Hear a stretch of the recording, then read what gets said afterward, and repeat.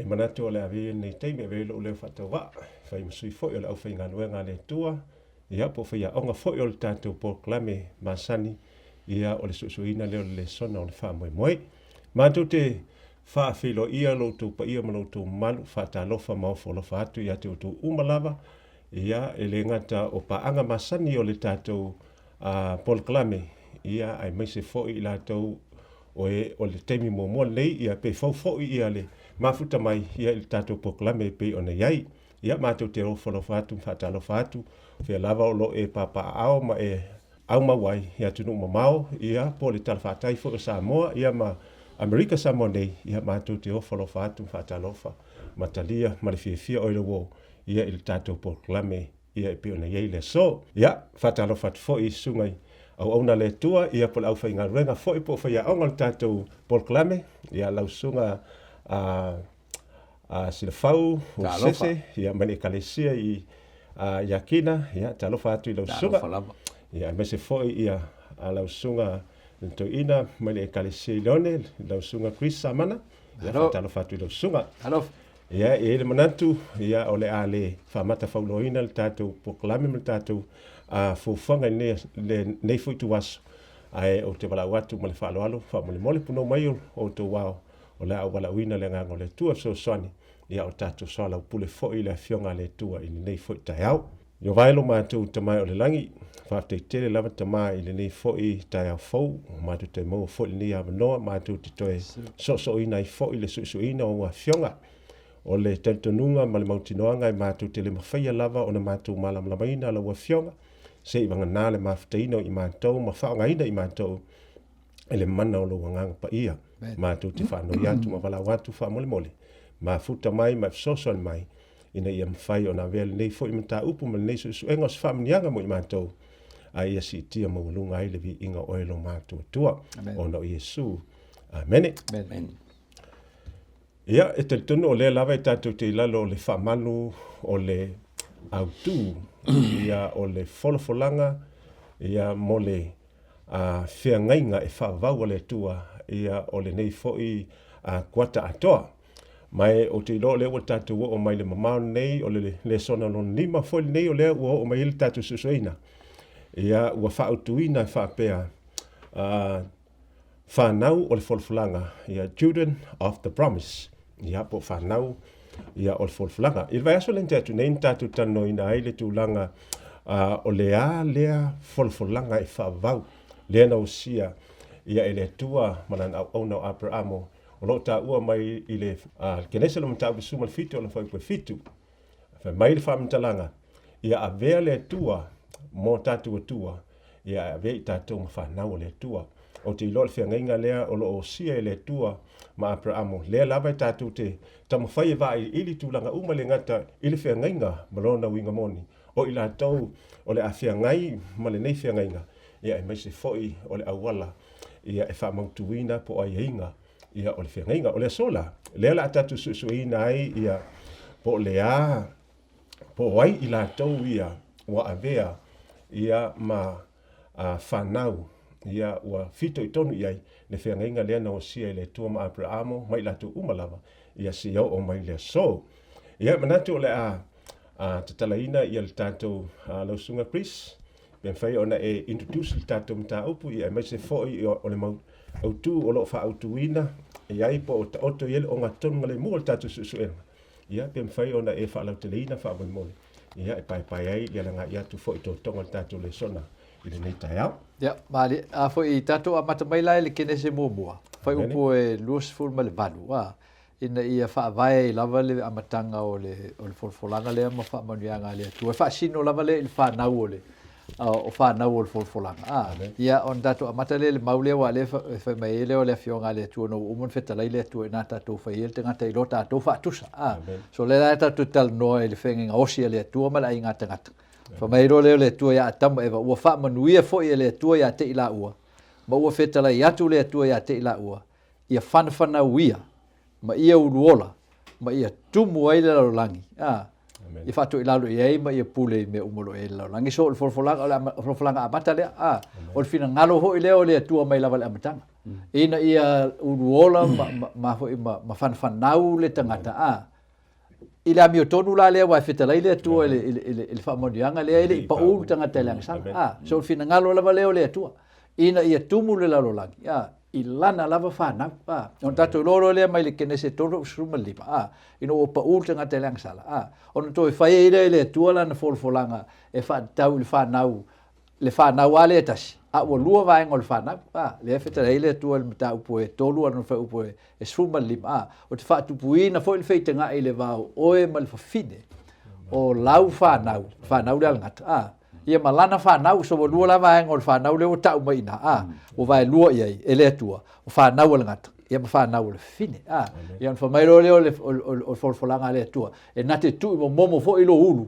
o le ngata le tu momo le fanau le fine ai te tu momo ina lo no muli vai o fa fine le o fanau le fine tu momo le fanau le ngata le muli vai so o me ia len fa sino e folfolanga ia le tua o ele isuia ia le fina ngalo le tua ia uola ma fanau le tangata ma tumuela la so mai ila il kenese le tonfo pusuma lima ona avelo le tua tu avelo o le mere ngata tatu le sona vaso te le kenese survival suma liva on fo mai le tua fa tau ia apel amole la fa umtia le tua so tomo komoro ia fa mai le tua pela unga ngai le e nei me mai Abrahamo o leo le ave ma foi ma tamao o le nu tele e fa mai leo upo le tua wa o wiloa o ia Abrahamo le na te polo ia tu ia na fanau ma lona ainga pe ama vai atu o ia la to te tausia le alo Iova I lo la to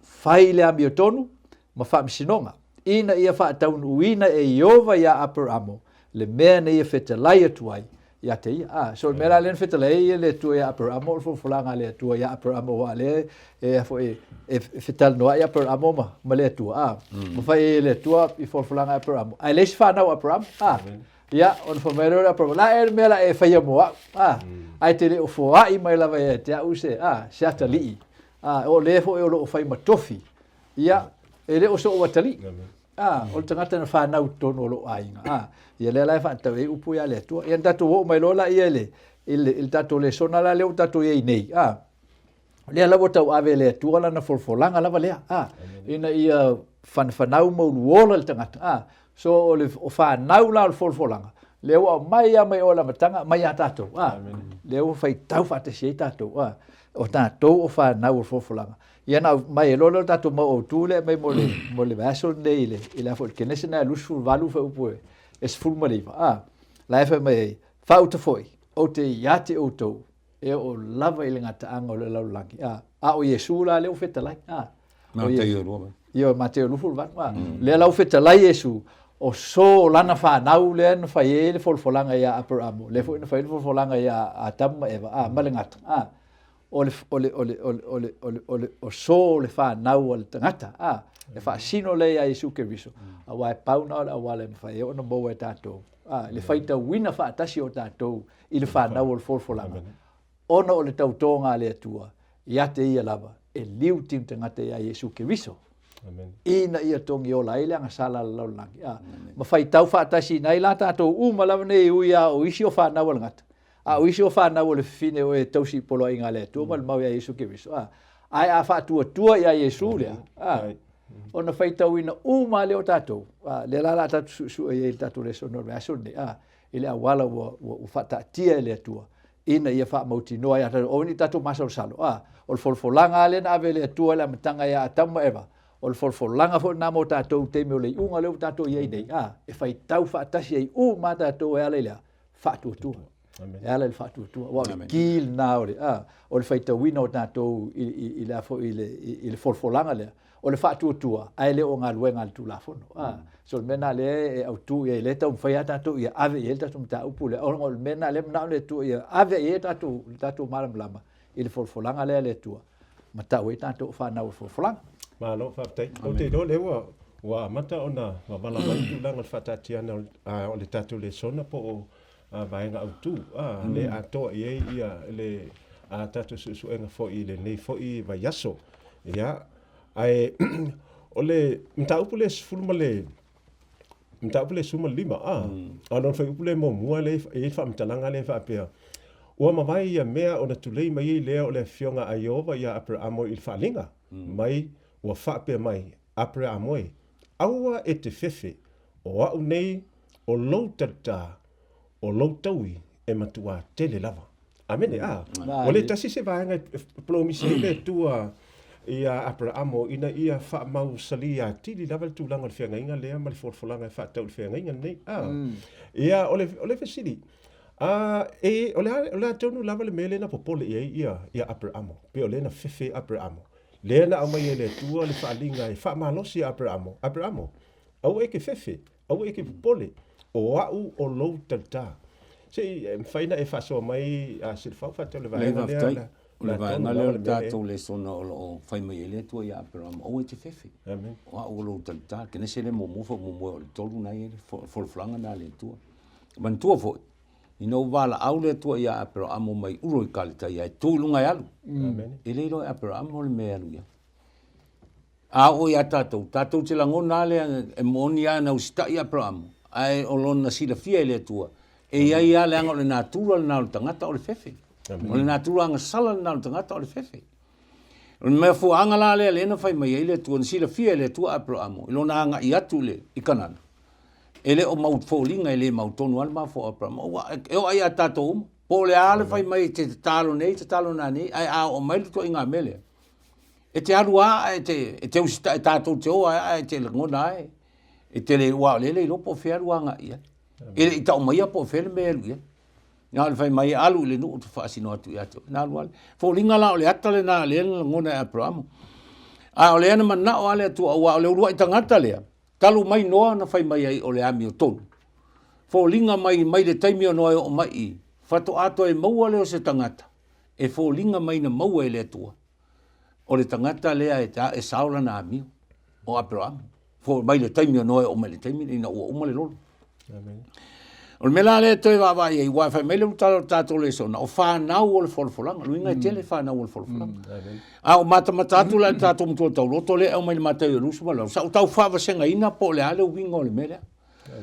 E le I tato te I kenese au mai o ia Yesu le. Le matau e rusu malau le mtua tau loto le tato le sona. Na o toi matatu le iai. Le ala fai mai le wanga mo mwale o au nei o lo talita fai mai le tua ia o te fefe. O au lo talita. O lo taui e matua tele. A o le ala e mana o le tua. O le finangalo le tua. Ia wa aia nga iluma Abraham. A wa alwa aia tātou. E wa ai mana o ia nei po tai hao. Po le wa yaso le mana o ewe. Ai sila fia le tua. E fai tau se lau ma afe tau sanga. Uma Abraham. Ai le o le. Il mele. O le mela le ne fōringa na wha mautua I le tua Abraham. Ina ia na mautinoa. O le wha maluina o e malu tau I e tele. O lea le a fai ma tangata. E tupu mai ai. Lea fai mai ai a. O so lau Fanau. E manu iai ai nga umole la rola. Mea la le wawa ia tu iai. O le talita lea lea na fona. Na mana o lea tua ia Abraham. O a ua o lo talita ma lo talipapuni. O le upu lea talita lea fōringa tasi lua tolu wha. Se tau te nome tolu lua iwa salamo e. Man salamo sfulval tolu sfulu salamo e valfa sul tasi man salamo whawhau. Paua ai o mau o le fa o ngā ai le atua le upule o a o le talita. A o ngā ai o le talita. Talita po le talipuni. Tātou te silafia ia o le upu o ferme mau ai me le ta o le talita. Ia e mau e le taimi o le taua. Tātou wawa ai lo le iai. I le taua lea mai ai le amatanga ina uanga sala le tangata. Lea lava e o me le taimi nei. Le taua lea I le vao satani ma ke riso. Amen. Lea lava la tau turi loa ai. Lea la ma fōlinga ma le tau viana. Lea fe soa ina ai apela amo I lona ma fau. Mai fo ia I le mautonu apela amo le anta atu lona. Fe atu le atu le afanau lo watali. Ia ele mautonu alto ina umana atu alto ina umatua le ana I una aru whatau nuu ilana awala la ua masala. Ai ngalo ai. Ele ai. O tūlanga la na o le ila se se fai tio ia to ina ua tato o tato uma. Tangata soifua. amen Mai po le ale ami o tonu no le femeltu spai. A o le afo ile ami o tonu o Abraham. Ele I maua I tasi la ia ele I oa ele meta ele. Ele ato o toanga I whingalo ile tua. Se ia vanga na lava. Ua tau nuu le tama le ta o le tama o le Folafoalga. Ua mele le sauni. Ngasi na me o mata atu ia I. O le ta o Fanau o le Folafoalga. Ai fōringa mai o le whaamatalaga e solo mai ai Fanau a noa, solo Fanau a Abraham. Ai o le Folafoalga le amatanga, o le tama o le Folafoalga e tasia. E le tele ni tama o ni Folafoalga e tasia le tama o le Folafoalga. Vai fo le no fa Abraham failo na loto, mo mai sa mai e fai mele tu le ai. Ele o le tama na o le Folafoalga e o le tama o le Folafoalga na o tua ia te o te avatua ia te o le tama o le Folafoalga. Tama la le o le Folafoalga le taunu yo. Ila ula le mata atu ia ile na ole tu e fola ia Abraham. Ia e o e te fefe. O au o lo talita o te matua o lo tau i matua te o le tau i oe Abraham. O au Fanau pe o le neoni al matafanga. A o Fanau umana a o le taimi e Fanau mai ile tamalea. Ma liu lo ale tamalea ua fai masui tangata uma. Saulo i tonu le opulea o Fanau o le Folafoalga. Ina ua pe le sa ta o le sunga toina. Ina ua tā ua tangata uma. I lalo tangata uma la tau te talia, ma la tau ma whaatua tua ele maliu o Iesu lea le tama le to atasi o le Folafoalga. O Fanau uma ia o le Folafoalga. Mea la o talita o tātou uma la o tātou ioina ma talia le maliu o Keriso. O le tātou talita, ma le tātou talipupuni. E ma whai ai o tātou sao atu ma tātou sao whanga i Folafoalga le na whai. Wana o whaatua ele maliu o Iesu. Mari. Malo ka kele le vaenga le a. Ya. Ke lo le wa sa no tonu wale sunga to ina fa tonu vaenga le. Il fa yupoe e lua na ta upulava na suma lima lo ili tali apra am fa tauli. Fetalinga le tua a fa mai le tua au te fefe. Wa o lo ka. A fa mai lo le kali apra am ka kia kangia mai me le fefe. Fa mai ona tali to ile apra am le li e yoba. Se mea e te fuai mai ia tau. Vai mai, awa ele ai sa Fanau. Ele ole e ona le tofi i lo ainga o Isara lea. Le tamaseko lunga Paul kakale whangwhanga le ainga lea. Ngā o Isara. Paul leo kakale i le kofi. Vai mai lo le whai pues e tolu. Mai ua whape foi a apra am whauta. Ua e le fuai mai ia tau sa Fanau. Whauta foi.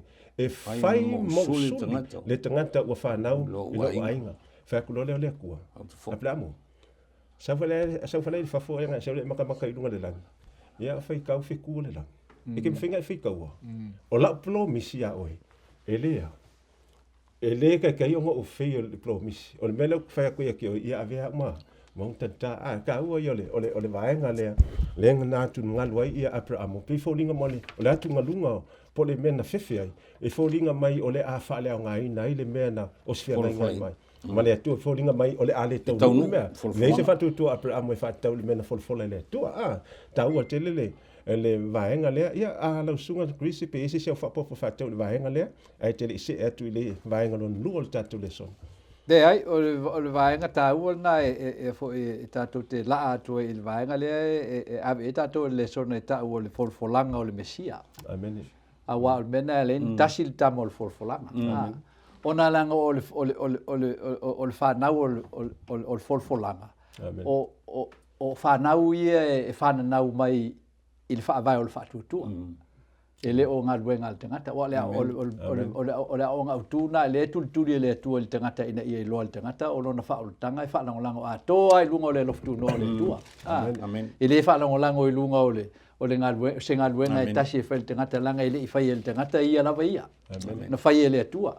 O le fina ngalo le atua na leina na whai le tangata o le fina ngalo hoi la leo le atua e a leo na ola le tangata. E o le mefo le tulituri le atua mana o le atua i loa le tangata lea e o wha maonia wha fia mai le kenese mua se i tau mai le kenese leo tatu e nei a Abraham o le sfuma le valu sfuma liva se i o ai whai unga o le tala anga ia Abraham a le lawa mai a tatou wa ave tatou ave anga i o le teime o Iakopo. O leo wa uma Abraham. Leo wa malolo Abraham o pen famile atua. E na te Abraham na te awa ia fo ila na Fanau ina ia faila mi o tonu mal fa misinonga. E o al teime e mavai e ia. Ai tausia ela na Fanau ia leo stai wa tatou lo mena o le fo ila na fai e Isaako. Ia ona fetala ele on tautala ele Isaako le fa manuanga le tas. Len tautala e fo ia Abraham ia Isaako. Na tautala e fo leo Isaako ia Iakopo. Le la mai le taupuna lufu valu fo posfu mal fa. Mai ave fo ia Fanau pe o le fuefu o le ele. E fa salawina solo fo i oi sifo ma sae ma le tu i matu. A toma le tu i toma. o e fo'i mau whanau e manui ai ngā uma o le laulangi. So o le whamanianga le mai le atua e ala mai i le tangata na whai lona whaatusa. O le atau si le atua, i e uruola, mai e whanau, i e tumu e le laulangi, a o whanau o le whaatuatua. O le senga nā o le whanau o le ngata ma le whanau o le alfafine. O whanau o le alfafine e whaatuatua e ai luma ia Yesu ma le. Mena lea nei tau i apar amo le tama. O le whaatuatua. O ngā langa o le ta lia apar amo ia folfolanga uma. Ai le ia aso ngā tali. O le ai le i whanau apar amo a le au o whaatuatua ma tali tonu ma talia ato apar amo le. I le whetalai ngā le atua. Fa mailo leo tuspaia. O le mefo leo o tau i nai o ia wami o tonu.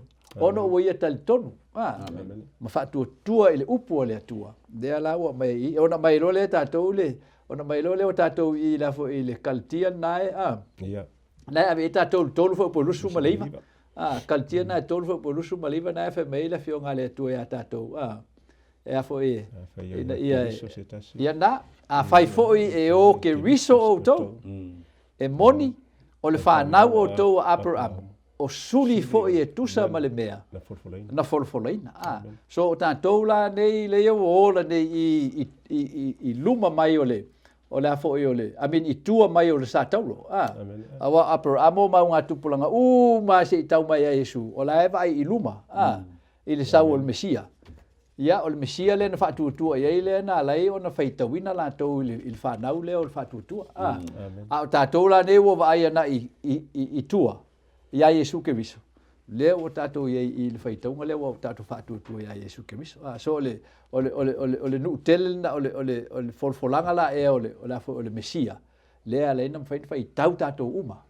I to tono whanau ole folfolanga. Amen. Ele ki o a whakule ko ia Mose. Ia Abrahamo. Abrahamo au ke fifi. O kau tau te Abrahamo. O le fa solo po kala me le tua. Le fo ko po le promisi le tua ili. Ke nese le rusu mal val fa pesu mal fa. Fa mai e pe o le hefu le ele. E fa sala lau fo i lau whanau. E manguia fo i ainga umai ai. Ia te oia. O le promisi. Taua te le. Taua le wa e sau noi. O le promisi ana le ua whataunuina ia Yesu. Ko e sau mal folanga. O i lako umalawa o ia ke riso. Ia. Ma ele ngata o le ata ua i la tau o whanau Abrahamo. An me piko sidon taua. O le a vea i la tau masuli. Whatasi i le mena. Folfolaina le tua. Ia e whatatau i le folfolanga le na ave le tua i Abrahamo. Taua te lele. Ele vaenga lea. Ui ele ngata i la i nā le a vea i o tātou ma whanau po suli. Whatasi i le mena folfolaina. O ele ngata i le toto o Yesu ina ua tātou talieina e ale le whatutua. Ma le ola ustai. Ai e le si vaenga pito sili lava. Ia e whatanu ina i le ato toa. Ia o le whengainga no sia le tua. Ia ma Abrahamo. Ia manui ai le lalangi uma. Whai mai ia a vea uma o tua tua. Ia a vea o tau ma. Ma whanau. Lausunga le toina silfau o le asisi. O le asisi vaenga o le plomisi ma le folfolanga o le manuia.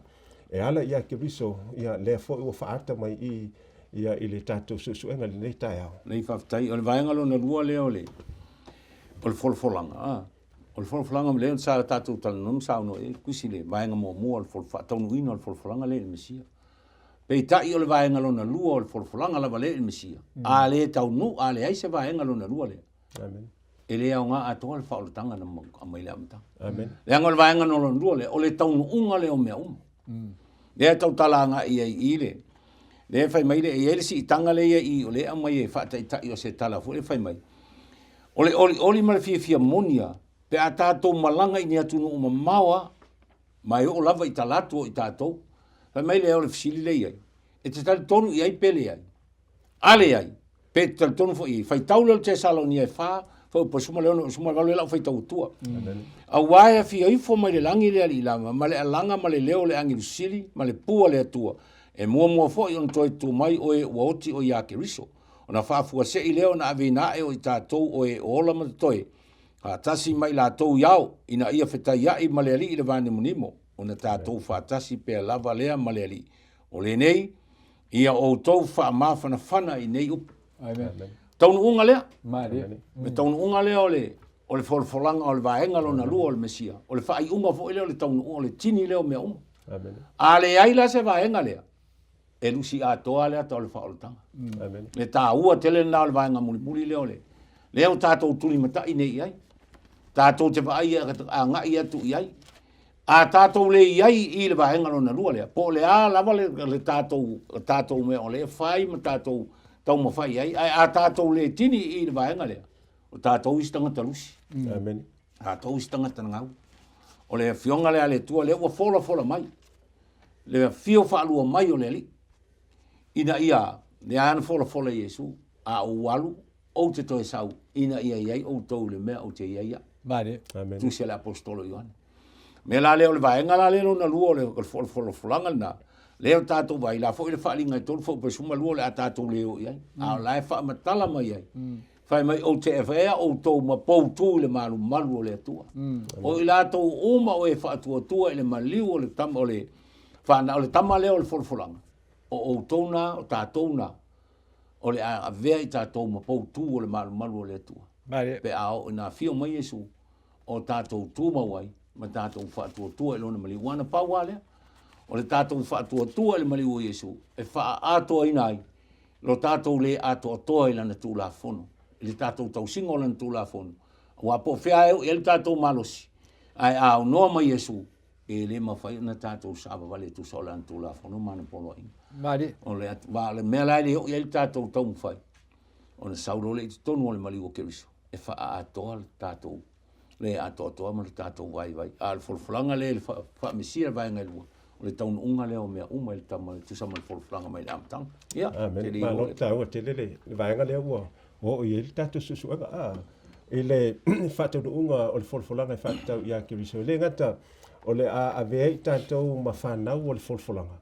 E ala i lo tātou te lia o Yesu ala whatou tua. E whai mai whamtalanga. E o atu lava i le iai o tātou whatasi whatau no unga i le langi ma leo le whau. Amen. Amen. O nei e tā ua mai nai le tusi nā o whalingan me tāpoi lusu ma tasi whai pui fitu. Mai te me langi fau ma langi fau la mai e whawhita whai o la mau whatasi i ai. Le tua ma tangata. Whai mai lola ia leo le o whalingan nai e a fo e lufu tasi whai pui fitu. Whai mai whai pui fitu. O le manu malo e maua e ia me uma. E fai fo ia u mona tua, e fai fo o ia mo atali. Mo atali. O whakamu unga leo folfolanga lenga folfolei. E ta ua folfolanga e whaavau lenga whai. E le tua ma o si e le tua ma apre amo. Taua tele le vaenga le lona winga. E lea, e le whaatau ngā vale le tua e whaatatau. Ia ilana folfolanga, mai wha mautuina, mai whaataunuina lava. Ia taua tele, leo utātu o mai le vaenga lea, o lo ta ua mai i le ke deso lum ta upe sfuma le valu anon fai upe sfuma le valu fa pelon fai tawina fa mai awa foi o Abrahamo o le a fai o ia matupunga o le nutele male malos manuia foi ia te o no uma o le langi amene tau atele le vaenga lea o le avea o le nuu manu tele ai mai se le upu lea o le nuu malos. Rasi nau whapulanga i whatau le vaenga lea. E tā ua o ngā langa o le larolangi lea o tātou au mawai ma le larolangi lea na whai e le atua mai la matanga ma tofi e le atua le tangata e whai mon tofi le nuu. Wa lisi le vaenga o le folfolanga le atua e tātou te leo tā ua tele e se le tā ua o le folfolanga le atua te fo i natu e te o le nuu. Le lau ele. So le larolangi le wha singo i ai le upu lea le atua. O le larolangi fo na ua o mai ele o sfa inga me le wha senga le ti Apollo. Ma ua wha oa ai le ti Apollo i lona wha se o tangata ma se e le tangata mo na lafua i ai na pule mai le larolangi ona ua i oe i le wha se le ti Apollo. Ona vea ilo leo le ti Apollo ma li o le larolangi pe on tato ilo le e afo e wha batala e Yesu e o lava i maliu mai o le tua le tintangata. Infa mai leo Yesu o le ali o le larolangi o le ti Apollo. Ona ua to i lalo le tangata i le wha o sosonga. O le larolangi i fo i lalo na lea na whai e alfo folanga mai la matanga. E to i o ala le nuu leo le atua. E whai ma nuu tele. Male malosi. Le nuu na le mana o le atua i tato iloa. Awai le mwhai o tato o le whaalinga i rusfutasi. Ma whai le atua mo tato atua, ma whai tato mo natali. Pe fai tatou te le whaatau uina me i le lalolangi le tatou te iei nei. Ma fai e tatou manu tele manu malosi. Ai wha pe whea tatou ave manu tele manu malosi le lalolangi e pule enti Apollo. Pa tatou wha e lunga suafa o le atua. Pa tatou si itia i lunga le ma moe na whasia e le wha vainga le lalolangi. O le autu ma le o ngā tonu o le whaatua o le tangata e matau ia Iova. E matau i le atua, e usitai i le polo inga le atua, e usitai le leo le atua, ma nau ma fia whailwhina ngalo le atua, peo Abrahamo. O whamaire o le atua, o te whaia o e matamā, o le nuu marosi, ma le nuu tele. Aisea, langa o le whina ngalo nao le atua, e le i una pule le ti Apollo le laulangi, ai una whaafanuina le ti Apollo. Ai whae ina le atua le ainga tangata ma le laulangi lea i tuu ia le atua le pule le ainga tangata. E ala ilon lava tali o Yesu Keriso. Ua liu tinu tangata. Ua whai ma tangata. Ina ia whai ma angasala. E tongi iola ila tatou angasala na whai len tatou toe foi. I le alofa tu noa le atua. Ma toe ma whai e on toe whai mai le atua ia tatou le lau ele ale nei. Le tatou te iei nei le whai mai ele whaalinga na e lusu tasi ma lufu lua. O le Jerusalema fou e aluifo mai le langi, mai le tamā, e toe tū ai le laulangi le nei, e whātau nuu ai le Folafoalga lea, o le nuu tele, ma le nuu malosi. Amen. Iau ke ole autu ato ana o le mea, mai le mawhai ona avea i tātou ma nuu malosi, ia pia whai kako ke le tausia ia inga o le whengainga lea, watu ina mai le tātou, Yesu, ia, Keriso, ia, ma tatou ole tu sama finangalo le tua e ile ale famtalanga nai ele ngata nai ave manu malos ai e la fa wa mai ia fetalinga le tua le ta o mai le mta upu na suma lu fa ko e lu fa mai o te faia o e manu tele o te famanuia fo ia te oe o te matua fa mamaluina lo ingo e manuia fo e ka ole ngaka ave manu tele manu malos ia o le si Folafoalga le mai i ole makua fa mungia i lo ngo se faina sa no fa la tele vai nei va tai vai mungia o tatou Lesona amen ole tau o le vai ngale o tatou Lesona o anu nga i atu le nu ole atu i kanan ole nu o Folafoalga si la fia le atu ole angalo ia lona nu ona tulafono amen le na ava tuai mose i lunga le maunga sinai mai tulafono le atu ina ia ina ia mana tua ele nu tula fono le tua e ta ina ai tonu kana o le ata le na o tatou taimi nei o lo tatou wanga ia tu nei i le kanana fa le lang o tatou tu taulata nei ia mai fai mai le tua o le ale to tusi papa ma ale tusi papa ano tatou loto ana tula fono mana polo ina ia sauni ai tatou mo kanana fa le lang pe a fai le tu sia yo to finangalo mo tatou loto i papa ano tatou o to finangalo mo tatou loto le au fa fongai ma tatou uma le tula fono le tua e le sauni ai tatou mo Folafoalga fa misia le vai ngai lu e tatou te le ai fo i le kanana fa le lang o le tatou le ata le malanga Israel fies fultau sanga fa to ao i kanana tau fa tonu le tu o le ata na tatou malanga i taimi nei o tatou o nei tatou tapena sauni mo kanana fa le lang ia pe ole vai unga na tatou Lesona no tatou taimi ai ma nei ala va vai mulmuli o tatou Lesona pe a fai tatou tele saunia mo kan e tatou tele no no fa ma eva ma fe wa isolo le lang e tatou fa mo tatou te pa penala to Israel vai e fo le tele o tangata Israel na Fanau e kupito na mai ama la to manatu na le mai o loa o tulo no folo ai le ai tele ta pena ngale na sa finangalo le tu ta pena io le unga le o le au le ta pena e le na le to lua na Fanau e kupito no o yo ai o Fanau mai en Fanau le na ta pena le na o kanana o le ata fo na ta to pe a fai le sa unia ta to ma ta to ta pena mo kanana fa le lang ia o le talifoni na mo tatou ia o le faso atu le vai mo tatou le son tau te le ia i sa fa o matu le ngaluenga le fa fa suma lua ona o le ngole sili amen bele le fa ta le ngoa le ngole o feta laile tu ia upper amo fa ta lo na ngoa a lo ta lunga le i le ngaluenga fa suma lua le fa mai ele ai fo i se tasi o ye le ola ele ai fo i se isi ngoi lalo le langi o fo ina mai i tangata e mawhaia o na whaolai ai. o i tātou, o na o suafa o Iesu Kirisa. Tātou te olai. Amen. Whaftai, okay, loa, o le atoanga na tātou susu enga leita e au. Le wa tātou malamalama i le autu o le whanau o le Folafoalga. Ia o lau tātou wawai atu. Ia o i lātou ia le tau tala i le awhoi kaltia le mtau petolo, whai pe lusu maliwa. Whai mai o i lātou o wai a ki riso. E le ngata o whanau a Abrahamo. E kau le su e loka ngawha i Abrahamo. Ai, whai mai o le suli o le mea na whanau. Leu whai no mea tātou. Ia, o le pena e sau no le amtanga. Ia, e i whanau le atua. E i whanau le ti ampolo. Ia, o le whanau la le atua. Ia, o i lākou o e o ia ki riso. Le tā ua mai le. Mo mole yone lo mta upoe mo mole yone mta upoe tolo fa upoe valu ia mal fai upoe e se fulu mai o le fai le sala mai le ti apolo la ia a wa sala ti apolo tanu mai amtanga mai le fai pe fulu o le melea ua i loa ai le whanau a le atua ma le whanau al ti apolo o i lato uma o e fai le amiotonu e le mai le atua i lato atoa mai le alo lofa i o lato uso. Amene, nona winga, ia o i lantou o e whailanga sala o le whanau le ai. Al te apolo. A i lantou o e whaile a miotonu. Ia ma lato talia Yesu e vea mali ma whaola i o lato langa. Ia o le whanau le a le tua. Ia o i lato tonu lava ia o le patino. Ia i le Folafoalga pe a vea ma whanau o le Folafoalga le. Le whai mai le tua i Abrahamo. Ia a vea au ma o tō tua. Ia vea ia o tō mau whanau.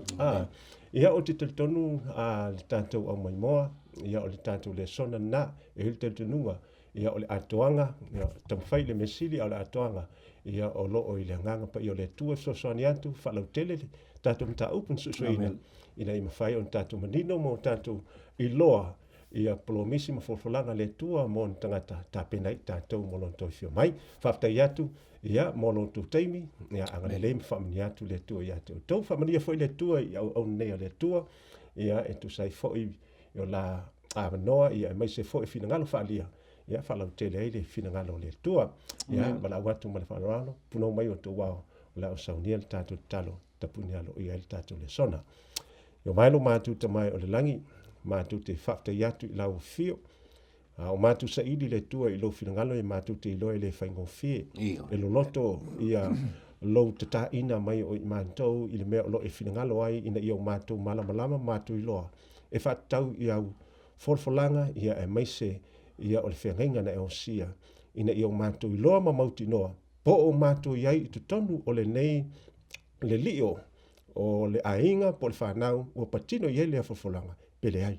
E whaftai le nei tai au leo o mātou manino mātou malamalama vi ia oiro mātou tua whamani antu i le au whafonga whamani foi au o nei whamani mai foi toenga le nei aso i lau lava swafa o mātou ole mbala au tua nei. Amen.